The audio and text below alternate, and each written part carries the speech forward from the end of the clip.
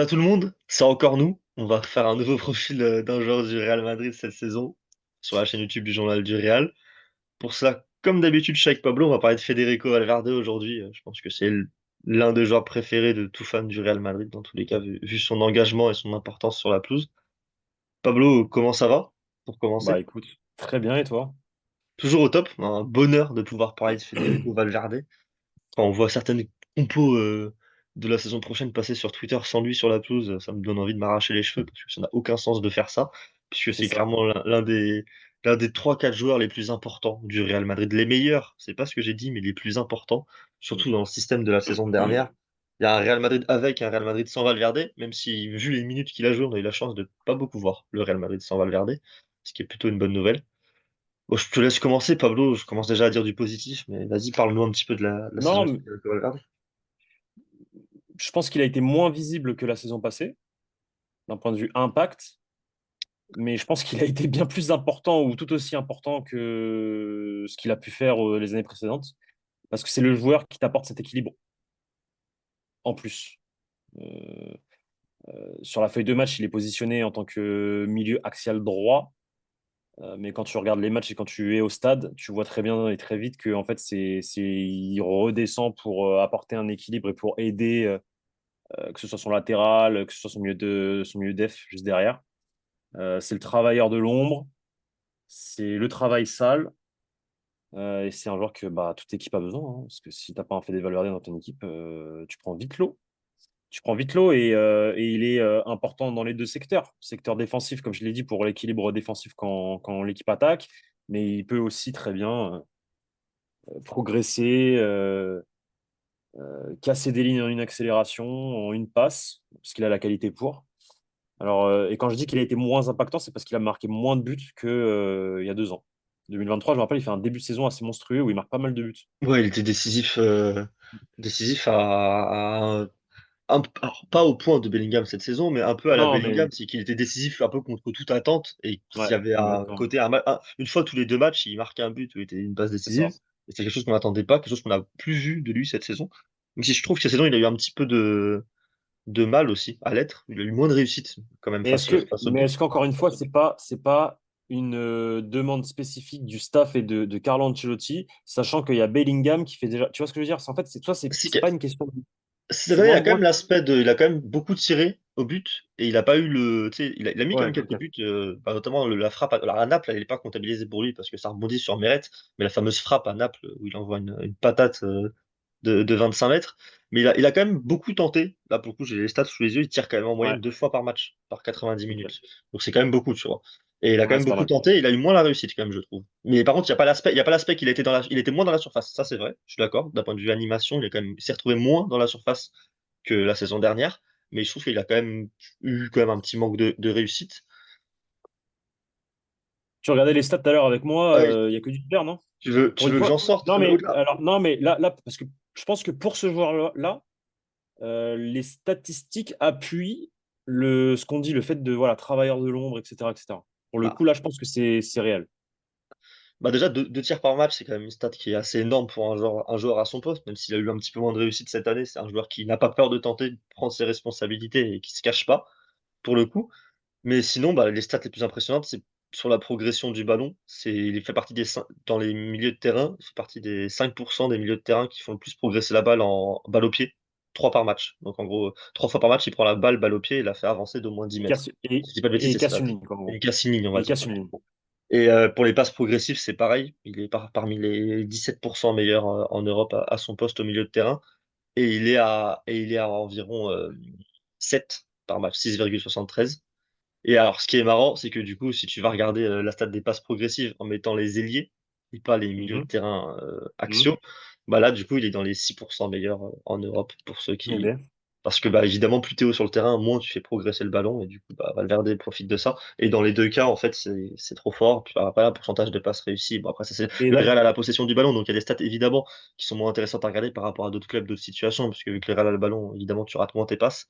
Mais on est quand même sur un joueur qui est extrêmement impliqué et sur la stat aussi action menant à un tir qui est aussi intéressante. Il est à 3,5 par match.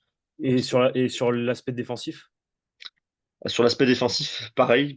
Après, c'est évidemment le Real défend moins que d'autres équipes. Donc, bah, il va y avoir des milieux de terrain d'équipes qui défendent beaucoup plus, qui vont être beaucoup plus hautes sur des stats brutes comme ça. Mais il est quand même à notamment 1,3 interceptions par match, ce qui le place dans les 25% meilleurs en Europe, sachant que le Real n'a pas non plus 2000 situations où il a intercepté le ballon par match, puisque le Real a le ballon la majeure partie du temps, ce qui est du coup impressionnant. Et sinon, après, pareil, hein, il est à 1,5 tacs par match, un peu plus d'un ballon contré, un peu plus d'un dégagement. Il y a les duels aériens, à la limite, où il pêche un petit peu, mais bon, Ouais, on va pas lui en vouloir. non, non, non, non. Non, donc, ouais, non, bah, moi, je trouve que c'est Et le. En plus, il quasiment a le. 4000 minutes, au passage. 4000 minutes presque cette saison disputée par Fede Ouais, Valverde. c'est beaucoup. Il fait la Copa América avec l'Uruguay. Non, mais Fede Valverde, c'est tout simplement la définition de ce club-là. Et c'est le jour où la Nacho part, Carvajal va partir un jour, bah, c'est lui qui reprendra le brassard et qui sera capitaine. Parce que Fede Valverde, en principe, devrait faire toute sa carrière au Real Madrid. On le sait, il a refusé les avances de la Première Ligue plusieurs fois. Et c'est certain que la Première Ligue reviendra le sonder, mais Fede Valverde Et, est amoureux de ce club, est un grand madridista et voilà, et c'est ce qu'on aime, c'est ce qu'on veut voir. et puis les avances de la première ligue, bah, prenons l'exemple, imaginons il y a un an, donc l'été dernier. Tu as l'arrivée de Tchouaméni pour 100 millions, tu as Kamavinga qui est au club, qui est clos, et tu as beaucoup de monde qui considère Kamavinga comme étant potentiellement un petit peu. Non, prenons il y a 2 ans, pardon, c'est il y a 2 ans que je voulais nous mettre. T'as l'arrivée de Tchouaméni donc pour 100 millions, t'as Kamavinga qui est éclos et qui est considéré comme beaucoup comme plus talentueux par Valverde. Même moi, je pense que je considère potentiellement Kamavinga comme plus talentueux que Valverde, peut-être qu'avec plus gros potentiel que Valverde.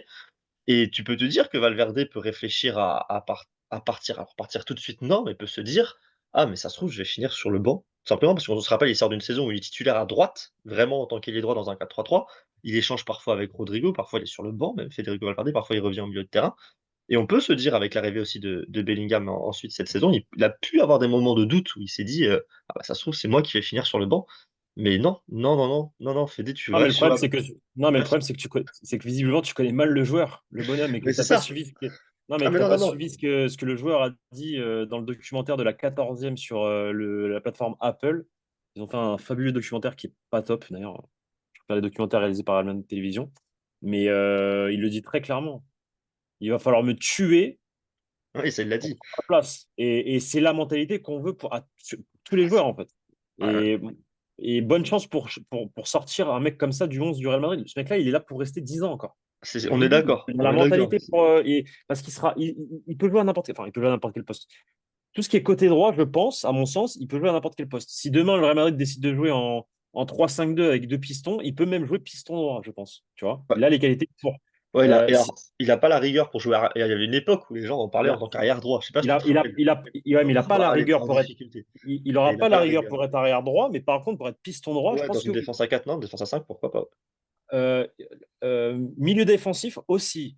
Bah, Milieu axial droit aussi. Et ailier droit aussi. En fait, tu, il est méga enfin, tu ultra sais qu'il y a des polyvalent. phases de jeu où il est piston droit déjà, hein.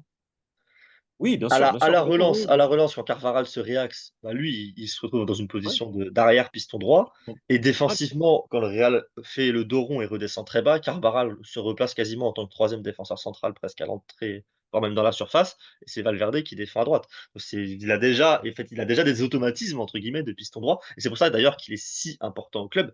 C'est que le côté droit du Real Madrid est redevenu une place forte offensive du Real et défensif du Real cette saison.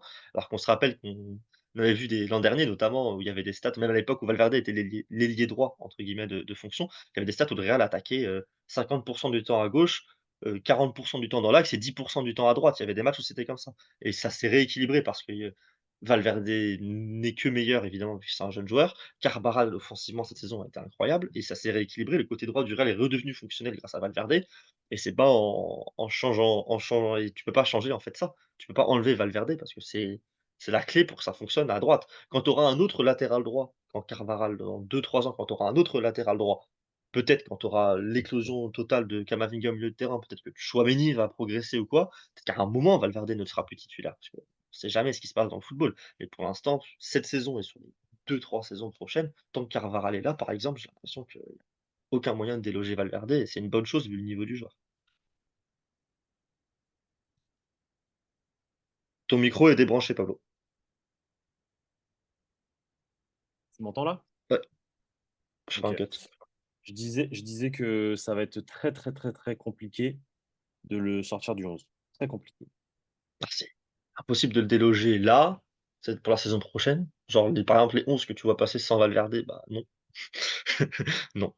Il y en a de moins en moins, il y en a de moins en moins quand même. Il y en a quand même de Ah, moi, moins en je, moins. je, je savais même pas qu'il y avait des Même 11 qui au qui fil des portaient. saisons, en fait, au fil des saisons, il y en a de moins en moins, tu sais, parce que par exemple, pour 2022, il y avait l'arrivée d'Mbappé qui était ultra prévue. Et là, t'en avais des 11 hein, sans Valverde, pardon.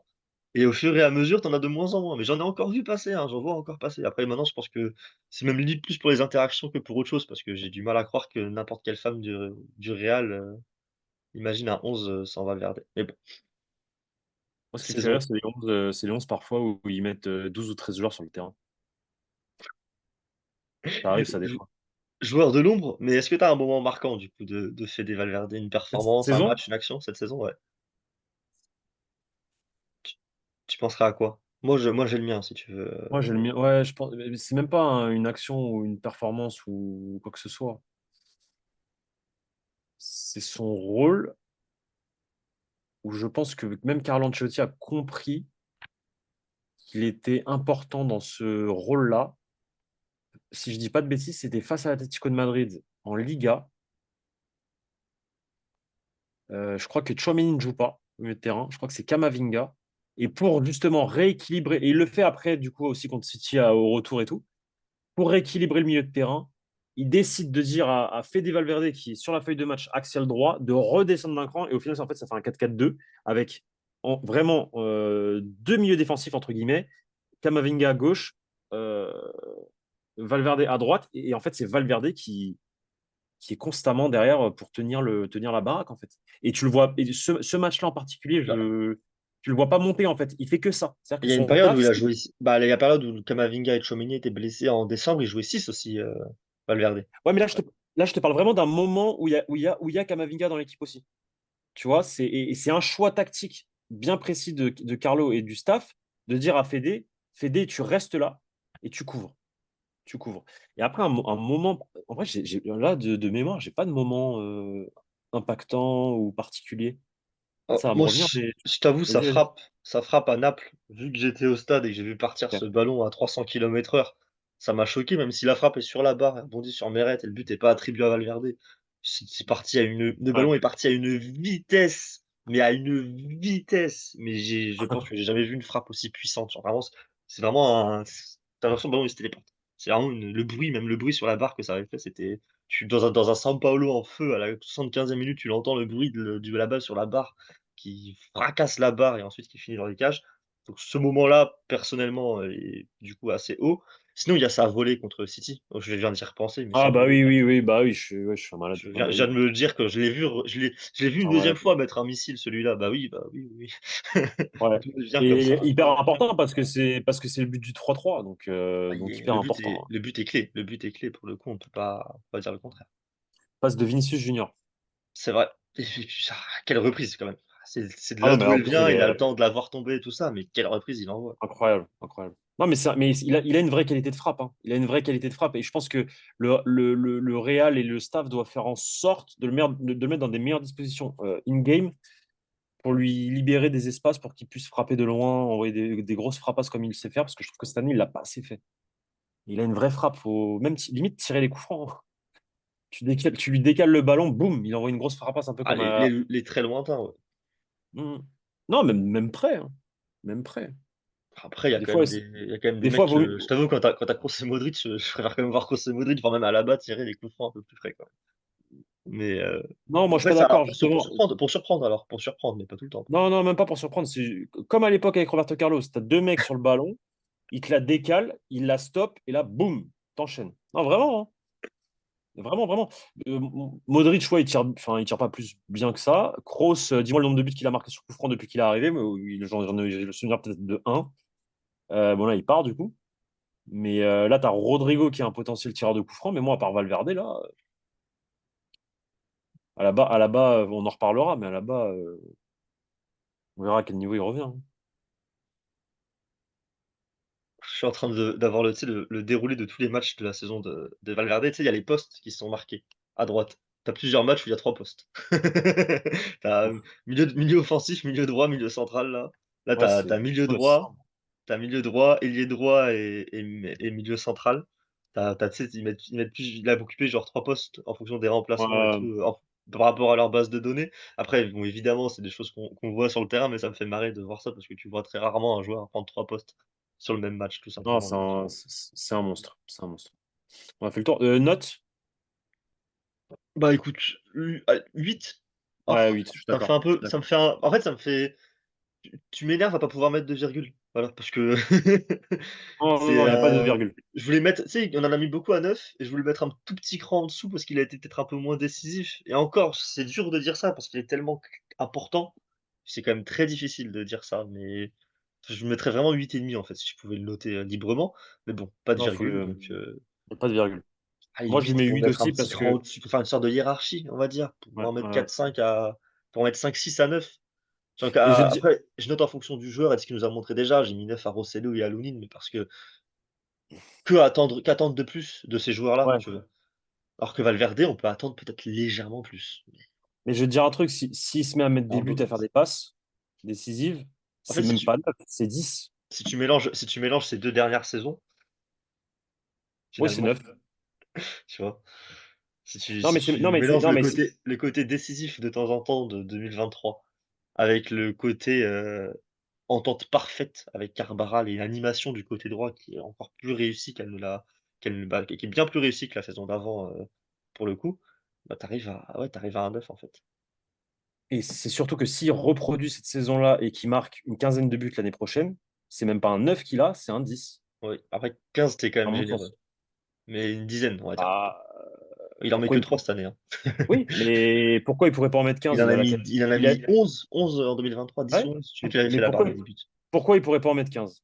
15 c'est Il a les beaucoup. qualités. Ouais, mais il a les qualités pour en mettre 15. Moi, je suis désolé, il a les qualités pour en mettre 15. S'il en met 15, là, on discute pour même limite Parce qu'il a pas trop le droit d'aller Ballon dans la d'Or. surface, Valverde, c'est ça le Oui, problème. c'est ça le truc. Et il Mais doit toujours, penser à couvrir, Papy Carvajal sur le côté droit donc il a pas le droit en fait, je pense, dans les consignes d'aller dans la surface. c'est Parce que ça, ça il serait trop hors de position et puis même Carvajal y va, en fait, tout simplement. Donc, il serait trop hors de position, il faut qu'il garde un peu de largeur et de couverture. exactement. Mais Donc, dans un rôle un peu différent, où il a le droit d'aller de temps en temps dans la surface, dans ce cas-là, pourquoi pas le voir monter au-delà des 12 buts, 15 buts. ce serait incroyable. Bah, sur ce, on a fait le tour. Dites-nous en commentaire votre note sur Federico Valverde. Dites-nous si vous faites partie des petits rigolos qui le mettent hors du 11 la saison prochaine. J'aimerais bien discuter avec vous pour comprendre. Et sinon, bah, dites-nous juste à quel point vous considérez qu'il est important. Si vous pensez qu'il le sera toujours titulaire au Real Madrid aussi. Peut-être qu'il y en a qui le voient à l'avenir se faire outrepasser par Camavinga ou Tchouaméni ou voir une animation différente au milieu de terrain. Mais en tout cas, je pense qu'on est d'accord que tant que Carvajal est là, Valverde est essentiel. Parce que l'entente entre les 2 est parfaite et puis on se retrouve très bientôt pour de nouvelles vidéos sur la chaîne YouTube du Journal du Real, de nouveaux profils de joueurs. Petite vidéo mercato aussi dans le week-end logiquement et d'ici là, portez-vous bien, passez une bonne journée ou une bonne soirée. Salut à tous, ciao les gars. Ciao les gars.